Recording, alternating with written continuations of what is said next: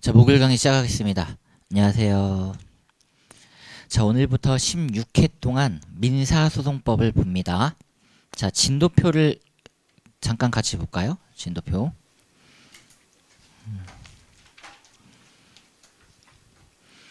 28일 마지막 날 영광이 지금 잡혀 있는데 이 부분은 그 주차에 혹시라도 조금씩 더 해가지고 영광 최대한 없이 한번 해보겠습니다. 최대한 없이. 그리고 영광이 좀 필요하다 그러면 한 토요일은 한 7시, 8시까지는 생각을 하시면 될 것 같아요. 진도는 또 민법과 마찬가지로 안 밀 자신은 있는데 다행히 여기는 그 질문거리가 많지 않을 거예요. 사전 차단 봉쇄를 또 미리 딱 해두고 항상 법은 말씀드리지만 느끼셔야 됩니다. 제도와 텍스트가 되어 있는데 그쵸. 대법원 판례기에서 그렇다고 하는데 우리가 토를 달 수는 없죠. 그냥 암기지 뭐 어떻게. 그래서 답답한 거예요. 근데 그런 과목이 2차로 배치가 돼 있는데 야 1차는 안 그래. 1차는 막 엄청난 나의 논리를 요구하잖아요. 제가 말씀드렸죠. 저는 자료 해석이라든지 상황 판단을 왜 합니까? 그쵸. 자료 해석 된 걸 암기할 자신이 있다. 상황 판단 된 걸 암기할 자신이 있다. 해결책을 제시해 준 거 암기할 자신이 있다. 근데 우리더러 해결책을 제시하라 그러면 나는 자신이 없습니다. 지금 그러기 위해서 우리가 이제 민사소송법이라는 걸 공부하게 되는데 자, 민법에서 민사소송법으로 어떻게 넘어오는지만 잘 봐보세요.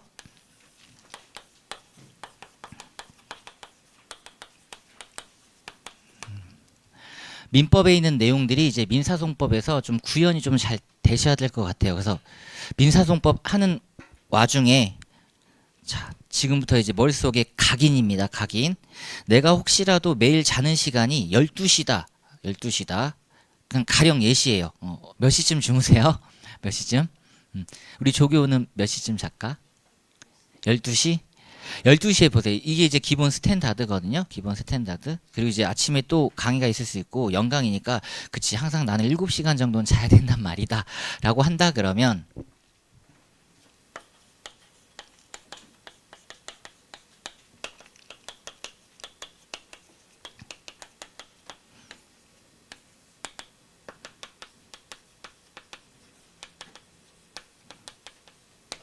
자, 1시간씩만 하세요. 1시간씩만. 많이 하지 마시고 1시간 정도씩.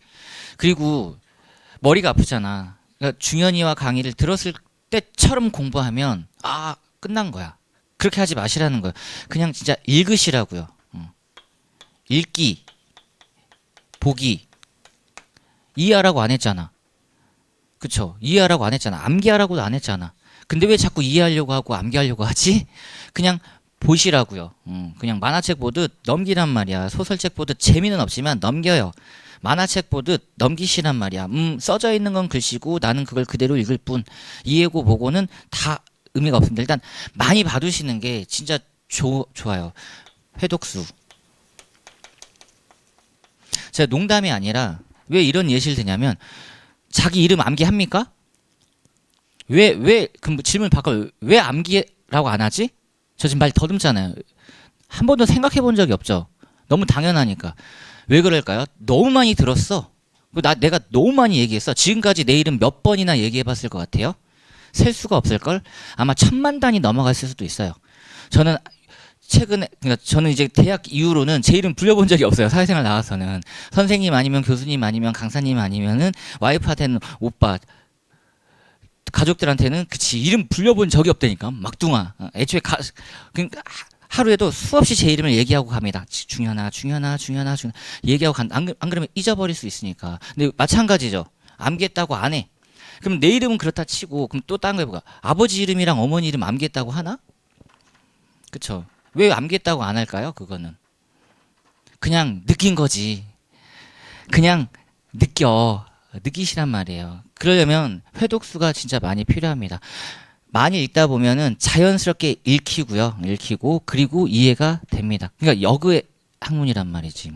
근데 우리는 어쨌든 단기간에 해야 되는데 많이 읽기 요게 안 나와요. 요게 안 나오기 때문에 하루에 1시간 정도씩만 보시는 겁니다. 민소 끝나면 다음 과목이 또 있겠죠. 그래도 1시간씩 보세요. 민법은 그럴 만한 가치가 있습니다. 얘가 우리 수험생분들 합격으로 인도할 거란 말이죠. 150점짜리야. 150점짜리. 근데 이걸 똑같은 학습 방법을 채택하면 안 되죠. 얘는 항상 플러스 알파가 돼야 됩니다.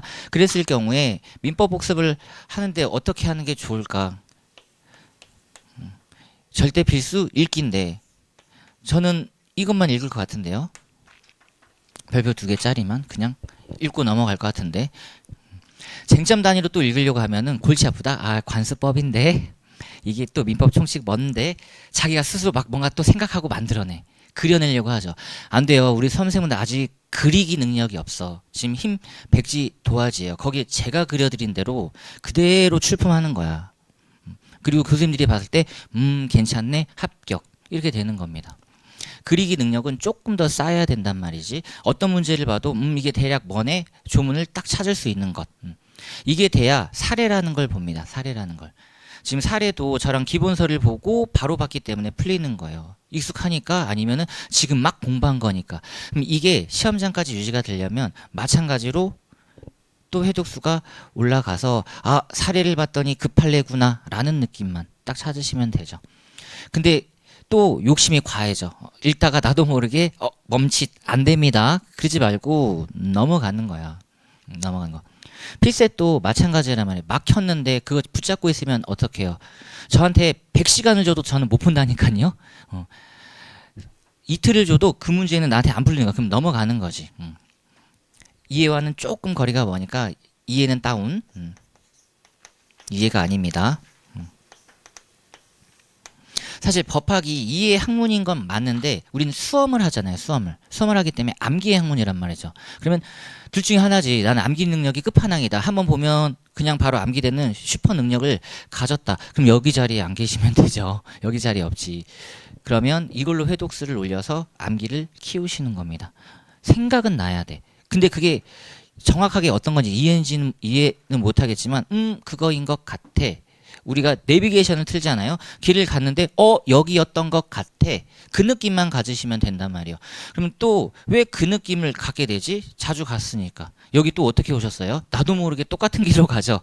그럼 반대로 생각해보자. 아, 오랜만에 이쪽 길로 갈까? 아니야. 법을 공부하게 되면 이쪽 길로 절대 안 가. 무조건 가던 길로 간단 말이죠. 가던 길로. 그걸 많이 쌓아두셔야 됩니다. 그래서 매일 1시간씩 해주시는데 혹시라도 또 모르니까 여기서 우리 플러스 민법을 건드려 보겠다라는 거예요. 왜냐? 민법에서는 우리는 이걸 봤어요. 민사를 봤습니다. 민사를. 요건 안 들어가요. 상사는 시험 범위가 아니에요. 이건 등기직 분들이 상법에서 공부할 거니까 안 들어가. 그리고 노사 들어봤죠. 노동법 영역. 물론 다 민사에 들어오지만 우리 시험 영역에 안 들어와요. 얘네들도 다 여기 들어오는 거야. 민사라고 할 때 넓은 의미, 상법 다 들어옵니다. 근데 가사소송은 들어오긴 들어오지만 가정법원 관할이기 때문에 민사소송에서는 공부를 안 합니다. 그러니까 그동안 시험 범위에 빠져 있었던 거야. 민법에서. 근데 이제 150점으로 늘려야 되니까 당연히 신족상속법 들어가셔야지. 왜냐면 우리 수험생분들이 일반 민사법원에만 배정을 받을 것 같아요. 나 이번에 가정법원으로 발령났어. 이럴 수도 있잖아요. 근데 가족법을 하나도 몰라.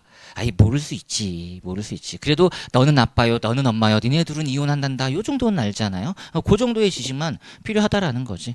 그래서 얘도 사실 여기서는 그닥 공부를 안 합니다.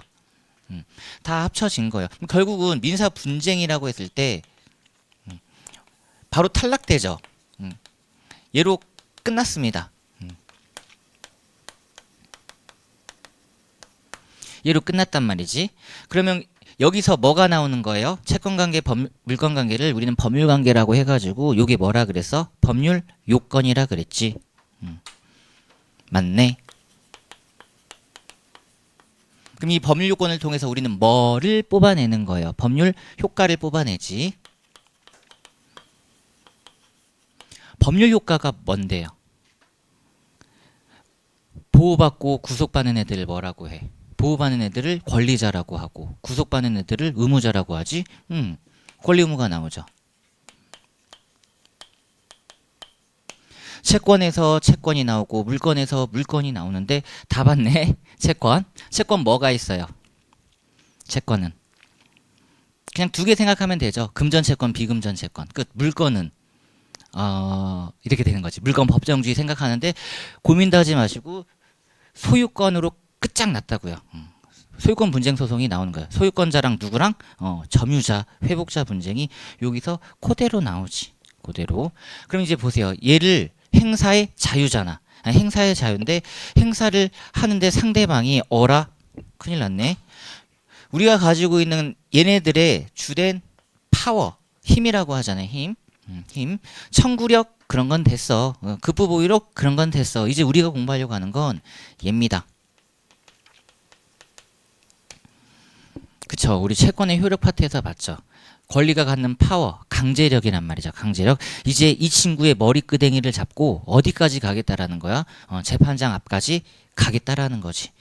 추가라 말을 안 들어버리니까 얘를 이제 강제해야 되잖아요. 그러면 첫 번째 이게 바로 재판 청구권력이라고 하는 것. 헌법 제27조에서 봤습니다. 헌법 제27조. 그리고 이겼잖아. 그러면 이제 집행 들어가야지. 이게 민사 집행법입니다. 그러니까 우리 딱 쳐다보세요. 민법에서 이거를 저와 함께 다 하려고 하니 얼마나 힘들었어. 얼마나 힘들었어. 바로 압류 안 나오잖아요. 그쵸? 바로 압류 그게 맞다. 압류였다. 바로 안 나오잖아. 가처분 가등기. 아니, 가처분 가압류 이런 게 바로 안 나오잖아요. 그래도 생각날 수 있는 거 요거 관련돼서 그래도 채권자 대위권, 채권자 취소권은 있었지. 여기 있잖아요. 권리. 채권자 대위소송, 채권자 취소송. 여기서도 슈퍼 특혜급이 돼버리는 거지. 그러니까 이제 권리를 찍고 이게 분쟁이 발생한 거예요. 여기서 분쟁이 발생된 거야. 여기서 분쟁이. 그럼 이제 이걸 행사한다라고 하는 거잖아요. 맞죠? 민법에선 이거 행사 어땠어요? 방법이. 그냥 하고 싶은 대로 하시면 돼. 재판상 재판에 아무렇게나 행사해도 돼. 근데 얘를 이제 소송으로 오고 싶은 거야. 이제는 무슨 행위로 바뀌어? 법정 요직 행위로 싹 탈바꿈이 된다. 민법은 사적 자치가 강했다. 제가 우리 수험생이랑 우리 화해할까? 화해할 수 있지. 화해가 안 된 거잖아. 그쵸? 화해가 안 됐으니까 이제 끝까지 가보자고 하는 거지. 행사할 때 이제 민사소송 절차에 맞춰서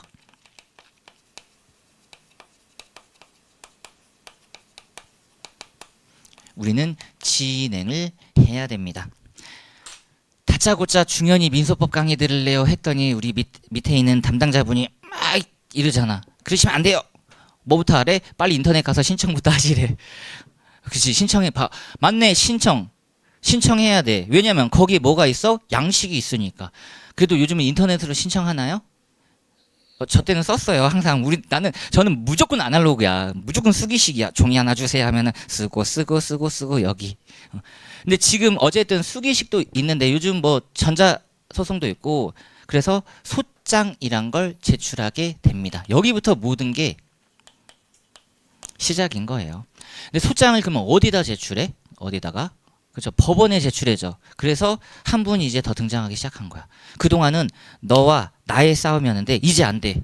법원이 해결해 줄게. 왜냐?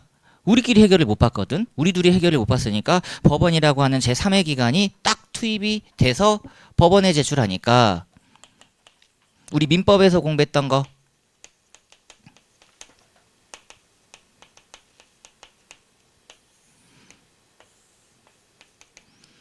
얘네들이 요거의 당사자겠죠. 채권관계의 당사자, 물건관계의 당사자겠지. 그래서 뭐 공부했어? 계약당사자 확정론을 공부했지. 계약당사자 확정을 공부하는 이유가 뭐야? 걔네들이 법률효과 귀속권자니까.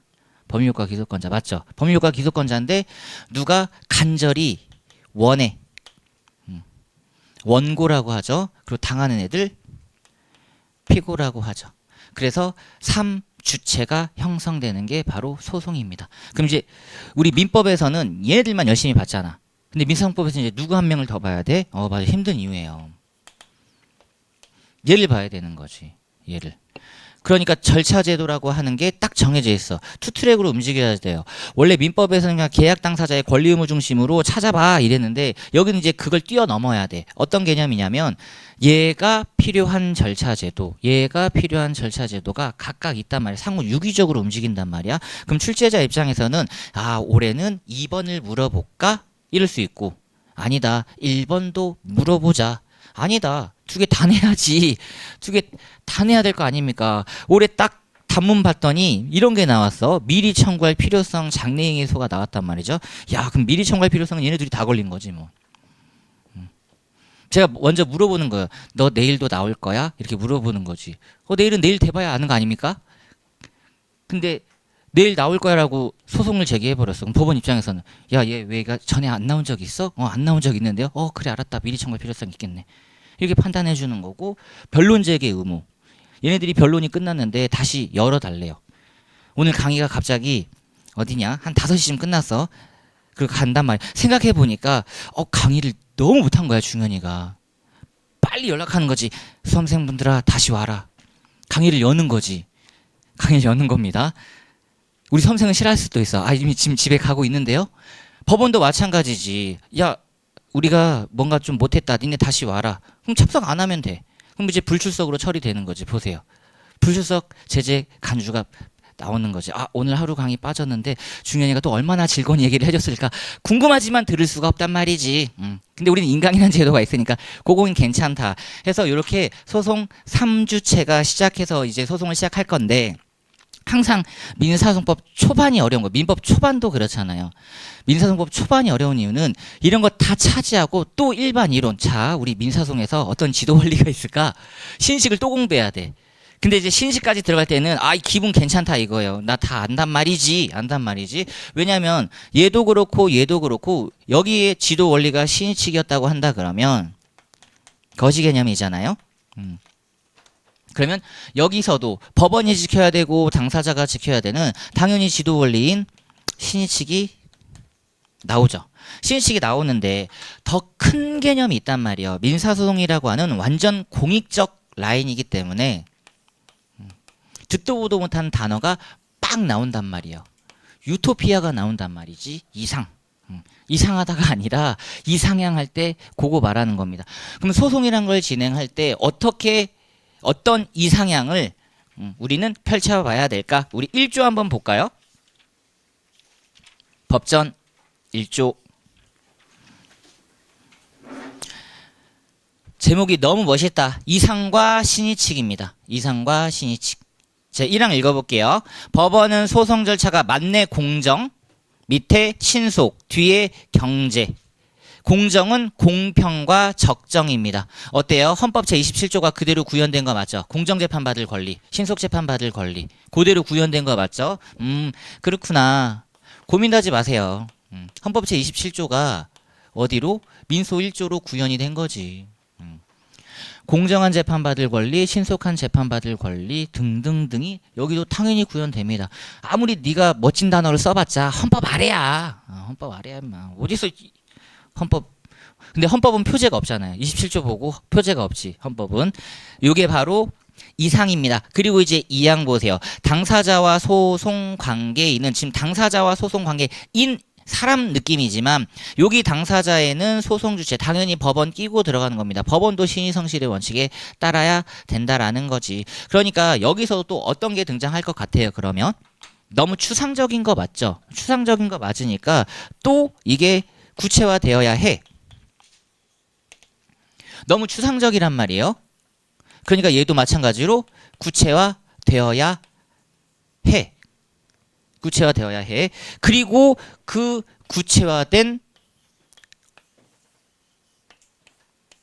제도를 우리는 학습한다 이겁니다. 이제 느낌이 다르잖아요. 권리를 학습한다가 아니잖아. 그렇죠? 제도를 학습한다라는 거죠. 제도. 즉 민사소송의 제도와 원리를 학습합니다. 그렇기 때문에 법전에 절대성이 여기는 더 필요해요. 민법도 당연하지만 다 여기 있는 거죠. 법에 없는 제도를 어떻게 활용해요? 제가 1학년 1학기 때 교양 과목으로 법학개론 이런 거 있죠. 법과 제도. 뗄래야 뗄 수가 없지. 뗄래야 뗄 수가 없단 말이에요. 헌법 기본권 총론 가볼까? 기본권과 제도 보장. 맞아요? 기본권은 최대 보장. 최대 보장. 제가 지금 병원 갔다 왔는데 여기 지금 치아가 혀를 계속 깨물고 있어가지고 발음이 오늘 조금 셀 수도 있습니다. 그리고 제도는 최소한 보장. 왜냐하면 광범위한 입법 형성권을 만들어주는 거지. 다 통과한 합헌적인 제도를 우리는 지금 공부하고 있다라는 겁니다. 그래서 법전의 중요성. 이 제도를 보면 민법보다 더 심하다고요. 뭐가 더 심해? 의, 요건, 효과가 얘는 원터치로 있어. 원터치로. 우리 민법에서는 그렇게 원터치로 있는 거 몇 개 안 됩니다. 741조 부당이득 반환 청구권. 그렇지. 불법행위 손해배상 청구권. 그렇지. 사무관리. 근데 매매대금은 요건 어디 있어요? 효과 어디 있어? 떨어져 있단 말이야. 그쵸? 떨어져 있단 말이지. 혹시라도 대리인 끼면 어디 있어? 야, 민법 총칙 더하기 채권 강론 더하기 이렇게 돼야 된단 말이지. 근데 얘는 법적 절차 안정이에요. 일반인들이 봐도 조문 하나에서 다 찾아낼 수 있어야 돼. 우리 그런 거 한번 또 구경 삼아 가볼까요? 그러니까 얼마나 좋은데 259조입니다. 259조. 이제 생각나실 수 있어요. 용어를 딱 봤을 때 259조.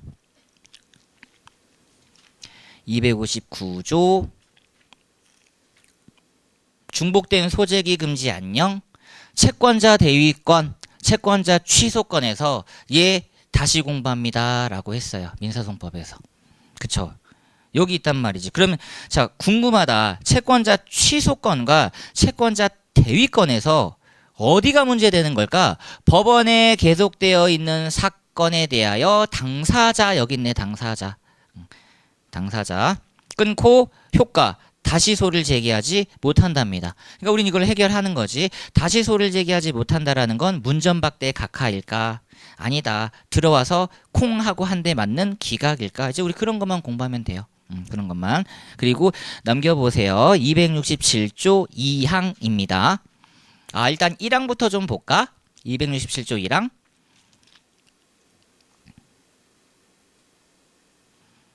그치. 우리 재판상 청구를 했는데 소취하 버튼이 눌러졌어요. 각하 버튼이 눌러졌어요. 기각 버튼이 눌러졌어. 그러면 내가 지금까지 열심히 중단시켜놨던 거 어떻게 돼? 싹 다 소급해서 없어지지. 그 법적 근거가 여기 있네. 왜? 취하는 소송이 처음부터 없어진대요. 여기 있었구나. 반갑다 친구야. 그러면 2항 보세요. 본안에 대한 종국 판결이 있은 뒤에 소를 취한 사람은 끊고 요건 같은 소를 제기하지 못한다. 효과. 좀 못 찾으면 의, 요건, 효과를 못 쓴다라는 거지. 그리고 265조 표제만 보세요. 265조 표제만. 이거 우리 민법에서 힘들게 공부하고 온 거 맞습니까? 소재기에 따른 시효 중단. 소장 제출 시. 이제 드디어 공부하는 거지. 너구나. 너구나. 소장 제출 시. 이런 것들을 하나씩 찾아갈 겁니다. 자, 그래서 이제 교재로 돌아와 보시면 자, 2페이지 보이시죠? 2페이지 제2절. 일단 이걸 먼저 한번 눈으로 쭉 봐보세요. 이거는 그냥 바로 암기하시고 여기서 필요한 제도를 우린 뽑아내야 된단 말이지. 처음부터 끝까지 한번 읽어보세요.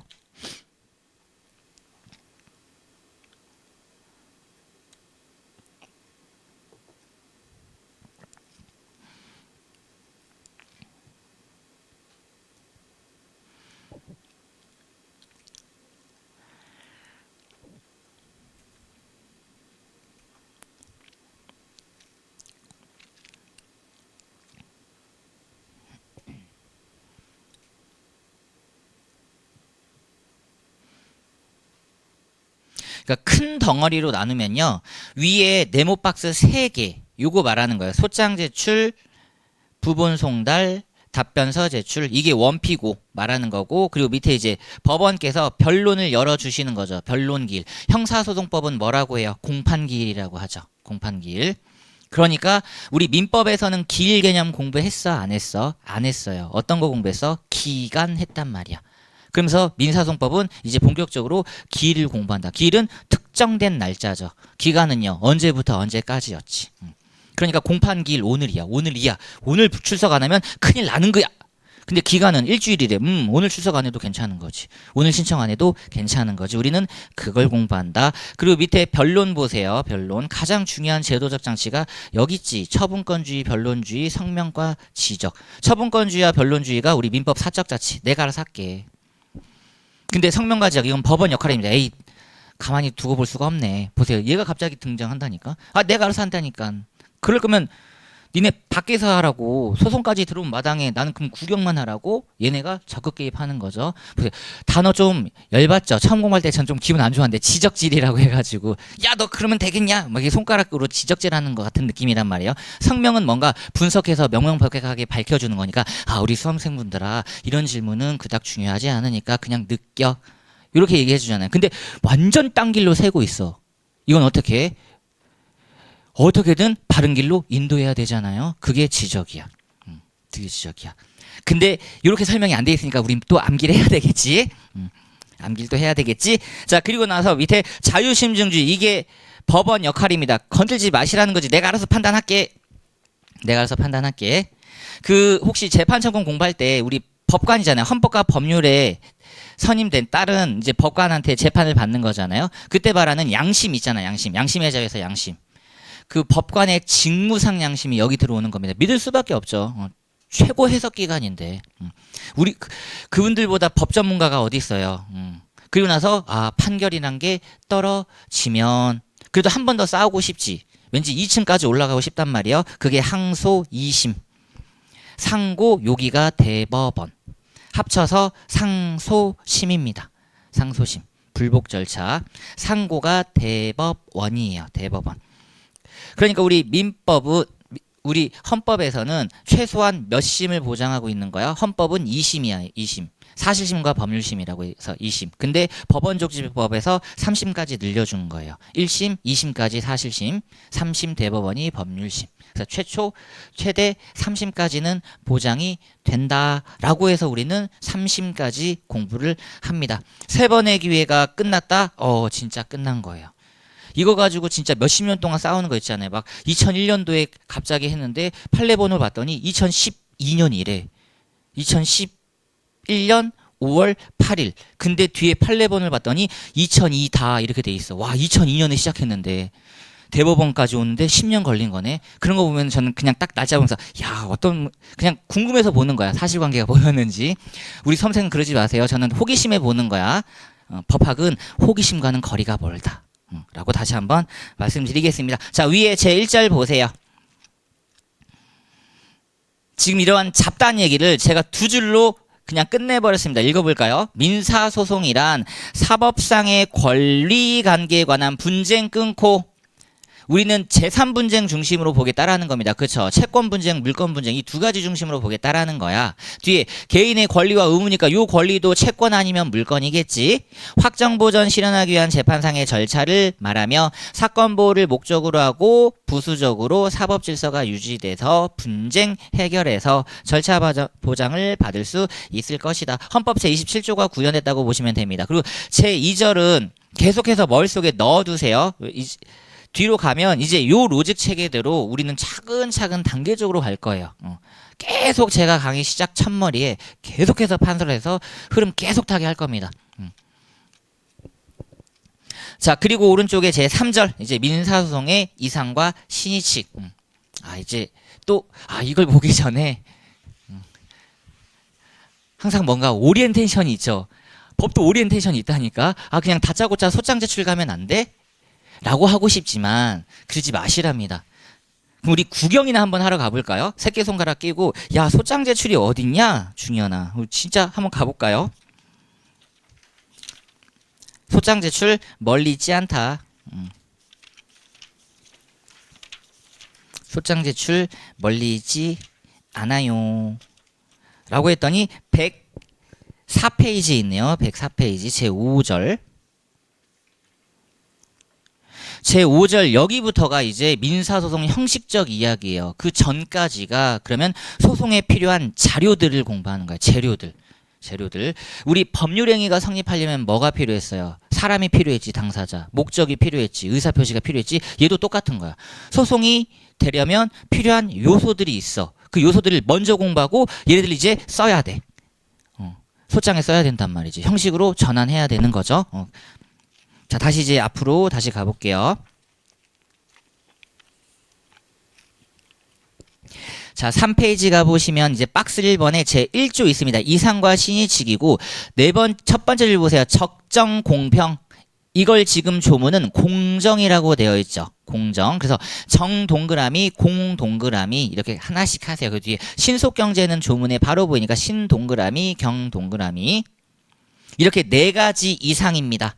그리고 신의칙이 그 이하에 쫙 배치되어 있는 거죠. 따라서 세 번째 줄 민사소송을 지배하는 대원칙이다. 그러니까 신의칙은 민법이든 실체법이든 소송법이든 무조건 지배하는 대원칙이고 행정법 가면 똑같이 있어요. 행정지도 원리라고 해서 당연히 신의칙을 공부하지. 다만 신의칙은 조금 다운되어 있죠. 왜냐하면 행정법은 공익적 요소와 사익적 요소가 충돌하는 거기 때문에 비례원칙이 훨씬 더 중요하게 등장해요. 헌법에서도 이미 공부하셨죠.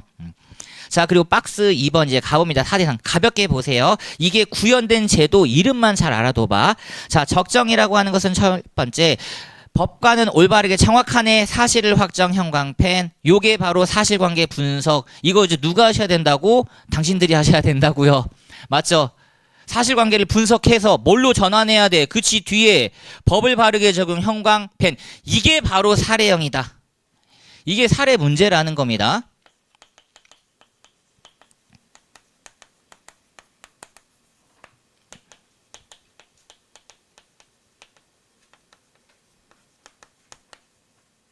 이게 우리 수험생들 하셔야 되는 거고 이게 재판청권의 본질이잖아. 한 번의 사실심, 한 번의 법률심. 이게 재판청권의 본질이고 이게 사례형 틀입니다.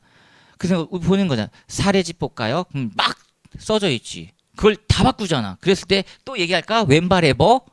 조문, 오른발에 뭐? 판례. 끝. 여기는 왜 원고 청구 근거 피고 항변 근거 안 나옵니까? 아야, 그거는 민법이고. 여기는 무조건 제도에 조문이 다 있다 그랬잖아. 일단 조문만 잘 찾아봐. 조문. 그럼 조문에 요건 있는지 봐봐. 왼쪽에 조문이고 오른쪽에 판례고 왼쪽에 사안이란 말이지. 근데 이거 분석을 일단 해야 되는데 우리는 역으로 공부하잖아요. 여기 판례를 암기해서 아 그거구나. 그러니까 궁극적인 마지막의 학습은 다 판례로 귀결되는 이유입니다. 근데 판례를 보게 되면 판례도 다짜고짜 판례로 시작하나? 아니지. 우리 민사소송법에는 이런 제도가 있고 이런 조문이 있고 이런 취지가 있는데 이 사안에서는 이런 거지. 그래서 제가 항상 강조하잖아요. 다 귀찮다. 판례 원문 암기해서 시험장 들어가시라고요. 거기에 조문, 의, 요건, 취지, 효과, 법리 판단이 다 들어가 있으니까. 그리고 이제 쪼개는 능력만 필요하잖아요. 쪼개 능력. 우린 그게 안 되니까 단계적으로 갑시다. 요겁니다. 요거. 보세요. 사람을 때렸대. 사실이죠. 법률관계로 어떻게 전환하는 거야? 폭행죄로 전환하는 거지. 또 하나 해볼까요? 돈을 빌려줬대. 사실이죠. 법률관계로 어떻게 전환해야 돼? 대여금으로 전환해야지. 부동산을 샀대. 매매로 전환해야지. 근데 제때 돈을 안 주셨대. 뭐야? 이행지체지. 채무불이행 이렇게 딱 바꿔주셔야 되는 게 로마자 1번. 그러기 위해서는 두 번째 줄 드디어 등장하는 단어 실체, 진실 발견, 적정을 위해 변호사 대리 원칙입니다. 헌법도 마찬가지. 헌법은 변호사 강제주의라고 하죠. 조금 더 센 표현을 써요. 근데 우리는 변호사 대리 원칙이고 그래서 소송 대리인이라는 표현이 자주 등장할 거예요. 밑에다가 소송 대리인 이렇게 미리 또 하나 써두세요.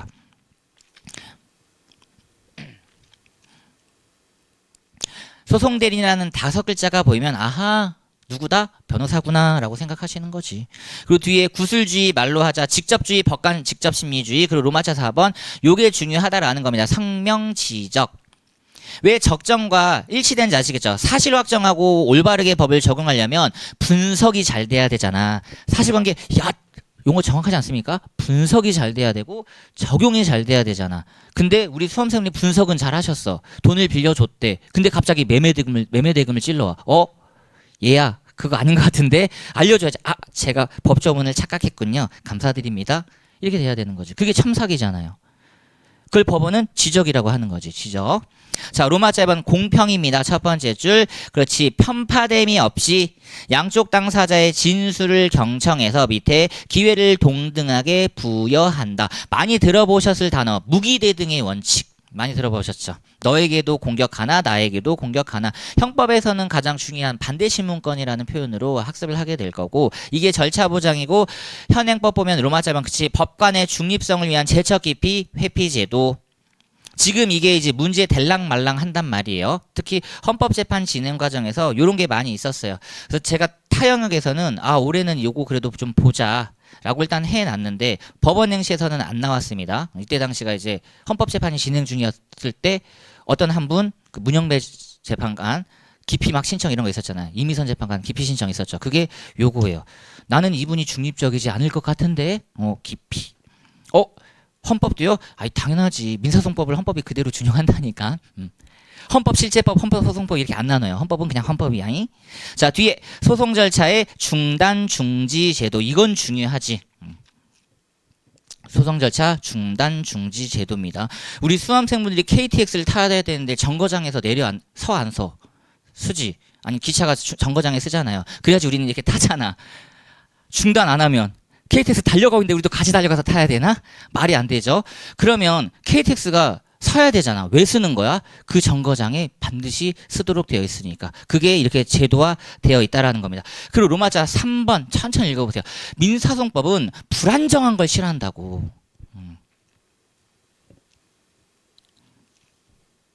말도 꺼내지 말래요. 예고하지 않은 건. 말도 꺼내지 말. 됐어. 스탑.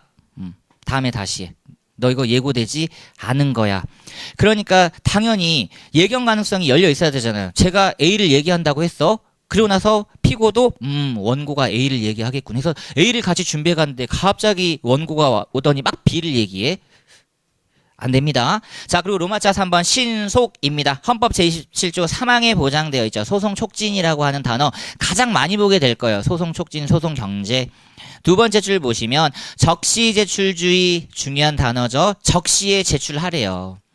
딱 느껴지죠. 이게 기간제도의 핵. 적시에 제출을 하시랍니다. 늦게 제출하면 레포트 안 받아주지 교수님이. 야, 오늘까지인데 제출 안 하면 큰일 났다. 그러면 이제 밑에 보세요. 저 너무 늦었나요? 실기한 공격 방어 방법. 나는 열심히 공격을 준비해 갔는데 기회를 잃어버렸대요. 기회를 잃어버렸대. 어떤 느낌의 물씬 풍겨? 막 민법에서 공부했던 실효의 원칙 같은 느낌의 물씬 풍기죠. 에이, 됐어. 민법이야 실효의 원칙이 있을 수 있어도 민사소송에서는 실효의 원칙으로 모든 걸 커버할 수가 없다고요. 분명 신의칙이라고 하는 제도가 있지만 우리는 이렇게 더 구체화시켜야 돼. 실기한 공격 방어 방법 이런 거 있구나. 그리고 길 불출석이요. 보세요. 변론길에 안 나왔대. 자백 간주랍니다. 나는 말한 적이 없는데 자백 강요당했지. 자백 간주. 우리 항상 그러잖아요. 너 아무 말 없으면 승낙한 걸로 알게.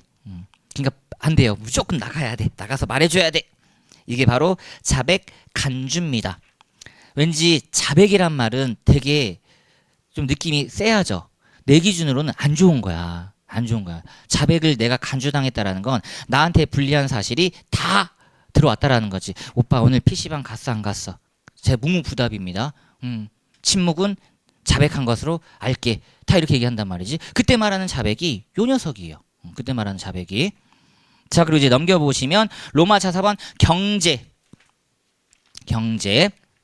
소송 비용이 많이 들다 보니까 두 번째 줄 보시면 민사소송은 무용한 제도로 전락할 수밖에 없는 바 소요되는 비용과 노력은 최소한도로 그쳐야 되는 소송 경제입니다. 그래서 치유 제도를 많이 두고 있고요. 빨리 끝내려고 하는 제도들이 많아요. 나번에 이익권 상실에 따른 절차상 흠의 치유 제도 보세요. 이렇게 치유 제도가 있어야 돼. 민법은 어떤 법률행위가 흠이 나왔어. 그쵸? 어떤 법률행위가 흠이 나왔을 때 그 흠을 치유하는 것도 사적 자체에 맡겼다. 예를 들면 당사자가 다시 계약을 체결하겠대. 아무도 안 말리지.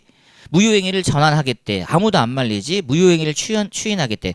아무도 안 말려. 근데 한 분은 절대 싫다고 그러는데 또 한 분은 야 무슨 소리 표현대를 찔러버려. 그럼 무조건 법률행위 하자 치유가 돼버린단 말이에요. 근데 우리 민사소송법은 그러면 큰일 나. 반드시 제도적 장치가 있어야 된다.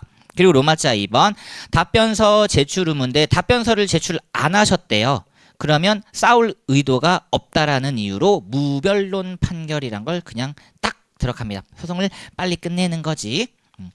이런 걸 이제 우리가 뒤에서 하나하나씩 보게 될 거고요. 자, 그리고 이제 박스 3번입니다. 쟁점 지금 하나 붙어 있죠.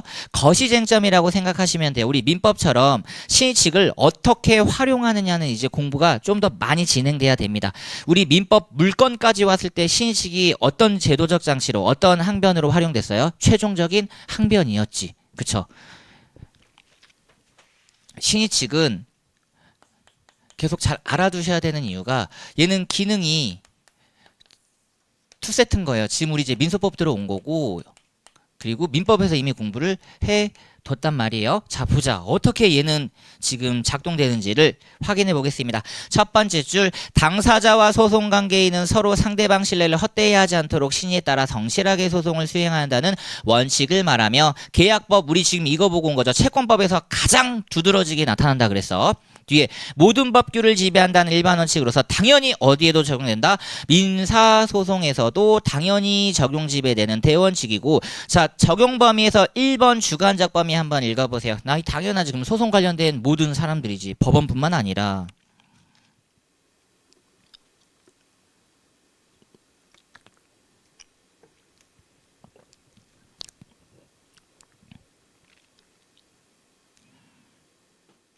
자, 2번 별표 2개입니다. 제목 보세요. 제목.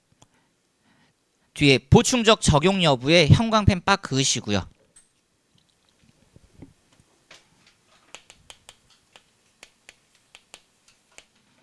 민법은 신의칙은 보충적 최종적 항변의 느낌이었습니다.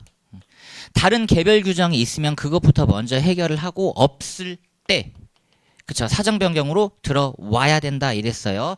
그러면 민소법도 과연 얘처럼 다른 제도가 먼저 검토를 해보고 마지막에 검토할 거냐? 가봅니다. 첫 번째 줄 제목이 뭐예요? 보충적 적용이죠. 그럼 첫 번째 줄 쟁점, 항상 이런 걸 이제 잘 알아주셔야 돼요. 민사소송법에서는 쟁점, 다른 제도와의 관계 형광펜입니다. 이게 바로 적용 범위를 물어보는 거죠. 다른 제도 먼저 타야 되는가? 아니다. 다른 제도가 있어도 나 그냥 신의칙으로 엄마한테 일러 바칠 거다. 자, 천천히 읽어보세요. 느끼셔야 돼.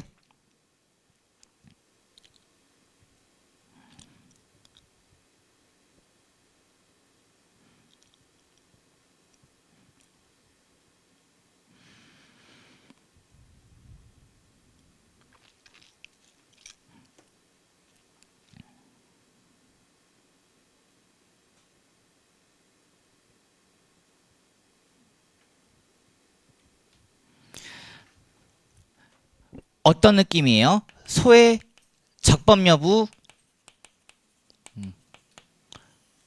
여기서 문전박대, 소를 각함에 있어서 신식에 위반된 소송인 것 같은데 고민도 안 하고 그냥 신식 위반 각하 떨어뜨릴 수 있다라는 거예요. 다른 제도가 있든 없든 그냥 바로 가겠다라는 거예요. 적법 여부에서 상관없지. 선택 적용 됩니다. 보충 적용이라는 거예요. 얘 먼저 적용해도 된다라는 거. 얘 먼저 적용해도 된다라는 거야. 얘 먼저 적용해도. 확인 한번 해보겠습니다. 두 번째 줄. 부재소합이라고 하며, 자, 이에 위배되어 제기된 소는 권리 보호 이익이 없고 당사자와 소송관계인은 신의에 따라 성실하게 소송을 수행해야 한다는 신의성실 원칙에도 어긋나는 것이므로 소가 부재소합에 위배되어 제기된 경우 법원, 자, 직권형광펜입니다. 부재소합이라 했으면 이거 소송에서 주장해야 된단 말이에요. 그쵸? 그러면 주장이 우선 적용되고 신식은 나중에 들어가야 되는 거지. 그럼에도 불구하고 신식이 바로 갑니다. 직권으로 소의 적법 여부를 판단할 수 있다. 뒤에서 다시 공부해요. 그러니까 여기서는 알아두시는 건 뭐다? 아, 민법처럼 보충 적용이 아니라 신식을 우선 적용할 수도 있겠구나. 그래서 밑에 검토 라인을 읽어보시면 됩니다. 다른 법규나 법 해석에 의해 해결이 가능하다 하더라도 끊고 이거잖아요. 신의칙에 의한 해결이 가능한 경우 신의칙을 선택적으로 적용할 수 있다. 자, 그러면 이제 로마자 3번입니다. 민법처럼 신의칙의 발현 형태가 있었어요. 여기 발현 형태 우리 봤지? 봤단 말이지. 밑에 하나 있었던 게 그래, 권리 남용. 요거 하나 있었고요. 그쵸. 그리고 사정 변경 있었지. 실효 원칙 있었지. 선행행위, 모순되는 후행행위 있었지. 이렇게 4개 있었거든요. 우리 이름만 한번 찾아서 대입해 볼까요? 1번 소송 상태 부당 형성의 부당 형광펜. 아, 요거는 민법에서 들어본 적 없는 것 같은데. 근데 2번 어때요? 아, 여기 있다. 모순 금지 금반원의 모순 형광펜. 반갑다 친구야. 아, 넌 얘는 민법에서 만났다. 그리고 3번의 별표 2개. 소송상 권능의 실효의 실효 형광펜 여기 있네요. 실효의 원칙이 어디에도 적용된다고? 소권에도 적용된다고. 그리고 넘겨보시면 익숙한 말이 나옵니다. 4번에 그치 소권의 남용 금지의 남용 형광펜입니다. 4가지 비슷비슷하죠? 비슷비슷해요. 비슷비슷해. 그러면 어떨 때 적용되는 거야? 범위를 봤으면 그 형태를 봐야 되잖아요.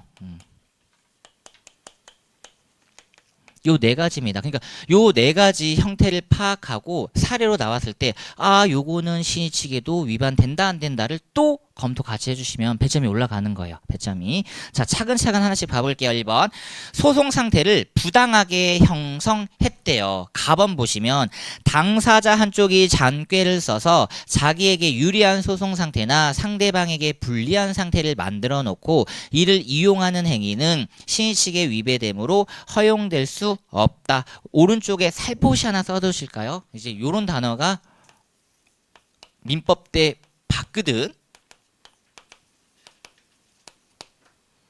편취 판결이라고 하죠. 사기 판결. 그거 말하는 거예요. 편취 판결.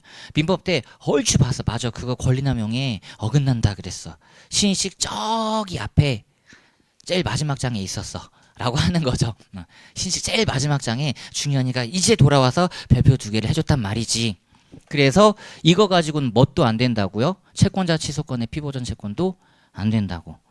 판결은 유효해도 채권의 존재는 부정된다고요. 부정된다고. 자, 다음 나번. 자, 민사소송의 일방 당사자가 다른 청구에 관하여 자, 관할만을 발생시킬 목적 뒤에 다시 봅니다. 관할만을 발생시킬 목적으로 본래 제소할 의사 없는 청구를 병합한 것이 명백하다면 관할 선택권 남용으로서 신의칙에 위배되어 허용될 수 없지. 그러니까 관할만을 발생시킬 목적으로 제소 의사 없는 청구를 병합하니까 오히려 어떻게 된 거예요? 관할이 추가적으로 남용돼서 발생했기 때문에 신의칙 위반이라는 겁니다. 우리 뒤에서 다시 한번 볼게요. 가끔가다 이런 거 있지 않나요? 식탁.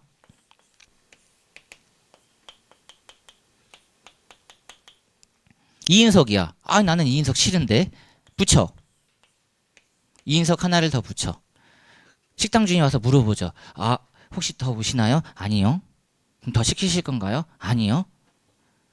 식탁만을 많이 쓸 의도로 주문할 의사 없이. 누가 싫어해? 그치. 식당 주인이 싫어하지. 당연하죠. 왜 이런 예시는 없을까요? 왜 이런 예시는? 참.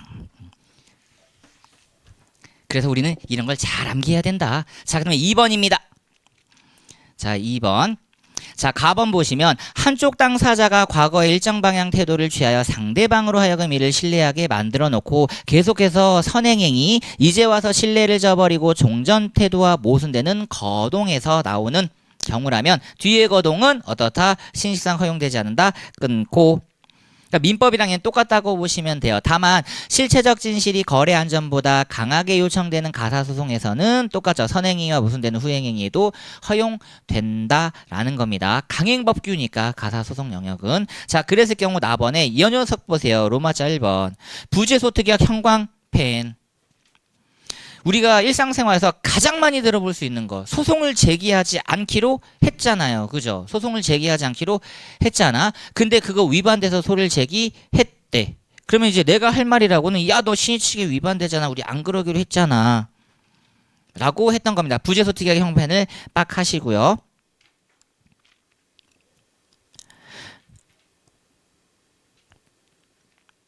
그러니까 이제 원고는 이렇게 얘기하는 거지. 부재소특약 위반돼서 소송을 제기해요. 그러니까 피고는 뭐라고 얘기해? 야, 시행식상 그러면 안 되지. 그럼 다시 원고로 한번 가볼까요? 원고인 제 입장에서는 이 소송을 적법하게 만들고 싶은 거야. 물론 우리가 부재소 특약을 했지만 원고 입장에서는 그래도 소송을 제기하고 싶은 거라. 그럼 이 부재소 합의를 뭘로 만들면 돼요? 무효로 만들면 되잖아. 뭐 공부했어요, 민법에? 이거 부재소 합의에도 적용되는 무효 사유. 천천히 간다. 무효 사유. 권리 능력이 없다. 중현이 멀쩡해. 의사 능력 없다. 중현이 아유 똑똑하지. 똑똑하지. 자, 가보자. 103조 반사회 질서. 그리고 104조 불공정 법률 행위. 여기 딱 걸렸죠. 그러면 부재소 합의의 유효 요건에 뭐가 들어가 있는 거야? 불공정하지 않을 것. 이렇게 세팅하면 됩니다. 그래서 항상 처음에 힘들어요. 민총도 그렇고 거의 거시적인 이야기를 많이 해서 하나씩만, 그러니까 복습하실 때도 그냥 쭉 읽고 뒤에 또 나오는 갑다. 그럼 중현이가 또 앞으로 또 한번 가겠네 라고 생각하시면 됩니다. 자, 로마자 2번도 한번 천천히 읽어보세요. 그런 느낌이야. 이렇게 하기로 했는데 저렇게 한대.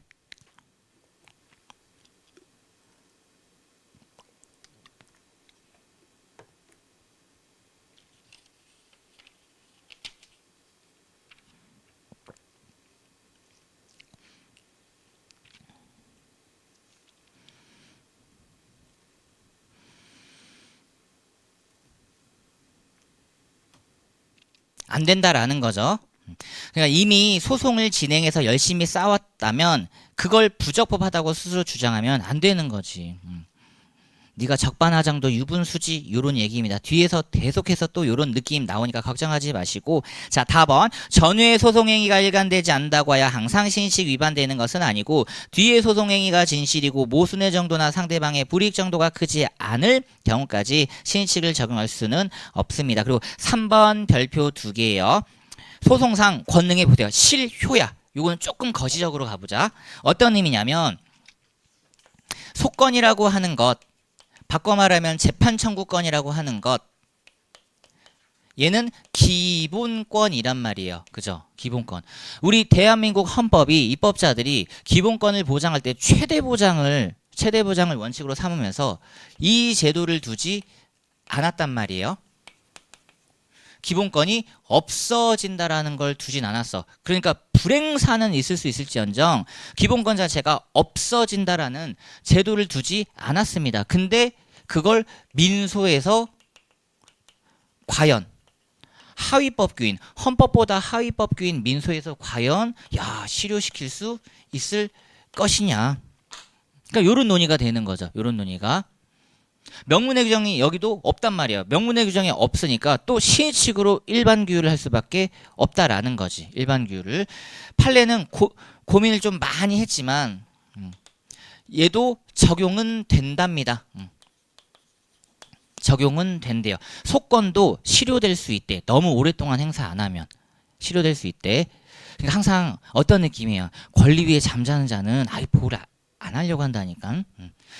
제 입장에서는 얼마나 쫄려요. 원고가 지금 소송을 제기해야 되는데 왜 안 하고 있지? 너무 불안하단 말이에요. 적용은 되는데 얘 때문에 누구 때문에? 재판 청구권 때문에 요건이 진짜 엄격한 거예요. 그러니까 사실상 실효된 예는 거의 없다고 보시면 되는 거죠. 그러니까 이론적으로는 당연히 적용을 시키죠. 왜냐면 모든 권리에 다 적용된다고 했으니까 거기에는 항소권도 들어가는 거지. 요건은 엄격합니다. 그러니까 이렇게 생각하시면 돼요. 신의칙 때문에 소권이 실효되진 않는다라고 정리하시면 돼요. 다른 제도 때문에 실효는 될 수 있어. 다른 제도 때문에 너 소권 행사 못하게 될 것 같아. 왜냐면 기간 지나면 행사 못한다니까. 오늘까지 레포트를 내야 되는데 다음날 레포트를 내면 받아줘요, 안 받아줘요? 안 받아준다니까. 그러니까 그렇게 제도적 장치가 있어. 그러니까 그걸로 해결해야 되는 거고. 신의칙으로는 좀 그렇다. 자, 읽어보겠습니다. 판례 이해돼요. 긍정설, 부정설 견해가 대립하지만 로마자 1번 민법 때 있었던 내용 그대로 드래그해왔어요. 실효의 원칙이라 함은 권리자가 장기간에 걸쳐 그 권리를 행사하지 아니함에 따라 의무자인 상대방이 더 이상 권리자가 권리를 행사하지 아니할 것으로 신뢰할 만한 정당한 기대를 가지게 되어 끊고 상대방이 그에 따라 일정한 행동을 한 경우 새삼스럽게 권리자가 그 권리를 행사하는 것은 법질서 전체를 지배하는 신식에 위배되어 허용되지 않는다. 끊고. 여기까지만 보면 민법 이야기잖아요. 장기간의 장 동그라미. 세 번째 줄 신뢰할 만한 정당한 기대의 정 동그라미. 밑에 에이 새삼스럽게 왜 그래? 3 동그라미. 전 3으로 해드리겠습니다. 그러면 어떻게 된다고? 신식에 위배된다고. 실제 판례도 이런 표현을 쓰죠. 에이 새삼스럽게 왜 그러냐? 너 이제 와서 왜 그래? 똑같은 표현이라고 보시면 됩니다. 끊고 그리고 적용 범위 보세요. 5번째 줄 뒤에 항소권과 같은 넘어갑니다.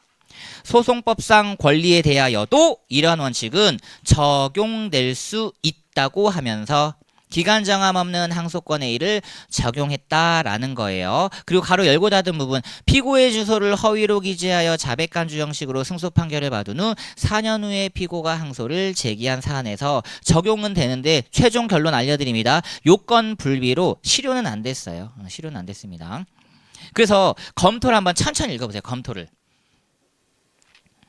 항소권을 실효시키는 건 위험 부담이 커요. 위험 부담이 크단 말이야. 법원 입장에서는. 난리 나지 진짜.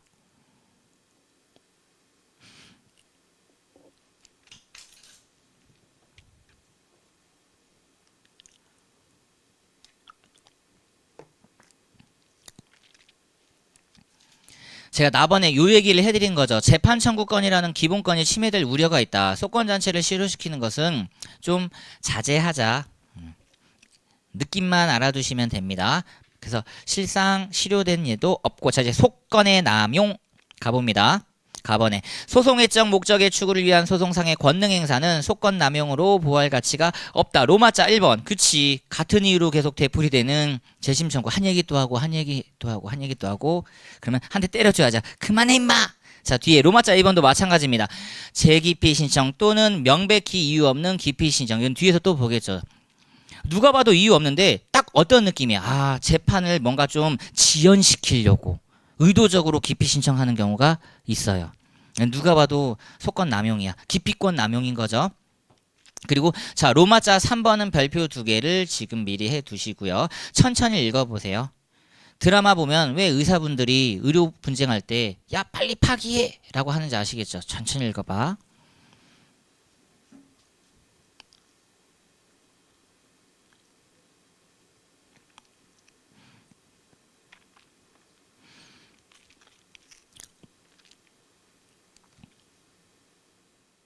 이걸 뭐라고 해요? 입증 방해 행위 형광펜입니다. 입증 방해 행위라고 하는 거예요. 이걸 뭘로 규율해? 신의칙으로 규율을 하는 거지.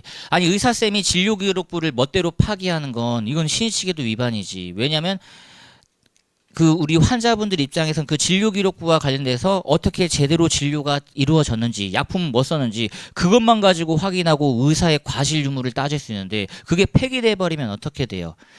피해자인 우리 환자 입장에서는 불법행위 손배정 들어와야 되는데 어떻게 증명할 거야? 피해자가 싹 다 증명해야 되는데.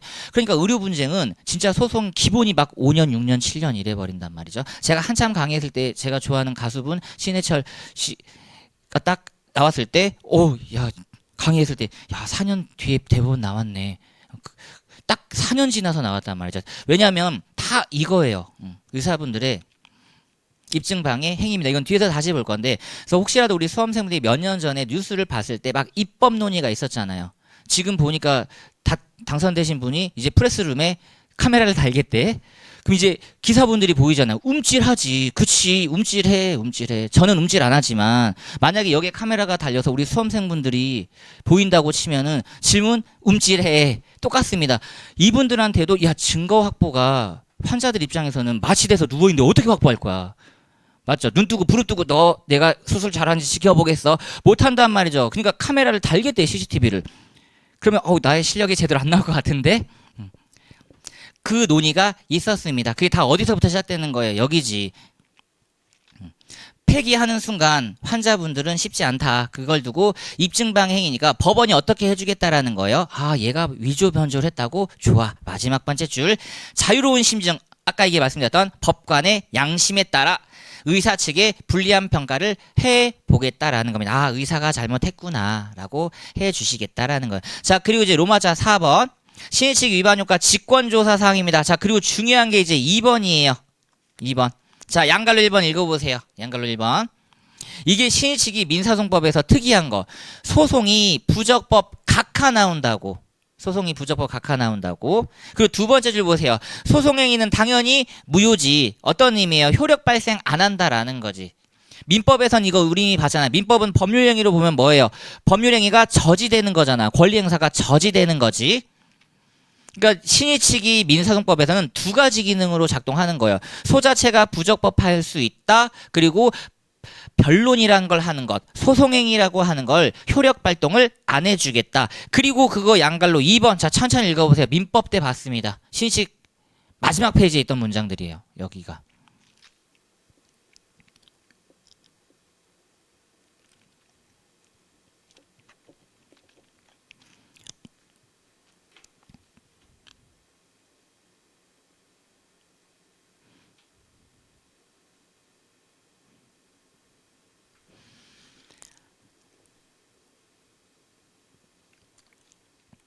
그리고 양갈로 3번. 신의 측을 위반했음에도 불구하고 법원이 이걸 제대로 파악 못했다. 이제 자주 보게 될 단어 간과입니다. 간과. 간과. 신의 측 위반은 건 법원의 직권조사 사항이니까 법원이 이걸 캐치해야 돼요. 근데 법원도 사람이 하는 일인지라 어떻다? 완벽하지 않아요. 이렇게 가끔 놓칠 수 있어. 놓칠 수 있을 때 우리가 쓰는 표현 두 번째 줄 당연무효 판결이라고 할 수 없다. 형광펜입니다. 그러니까 이런 실수들은 우리도 이해를 해주자 이거지. 뒤에 이제 어떤 단어가 보여요? 편집 판결이라는 단어가 보이죠? 그러니까 판결은 유효한 거야. 판결은 유효해도 그걸 가지고 실체법상 어떤 효력까지 부여할 거냐는 또 다른 문제라고요. 판결에서 이겼어. 그래서 채권을 확보받았어. 그 채권을 행사하려고 했더니 야, 너 그래도 편집 판결이니까 안 돼. 판결의 유효성과 그 채권 가지고 권리를 행사한다는 건 다른 개념이죠. 그러니까 밑에 3번에 자 별표 2개입니다. 이건 제가 민법에서도 계속 체크해드렸어요. 개념 그냥 계속 알고 들어가자. 청구에서 집행배제잖아요. 집행배제. 권리남용에 해당한다. 그러면 집행배제지. 자, 가번 한번 천천히 읽어보세요.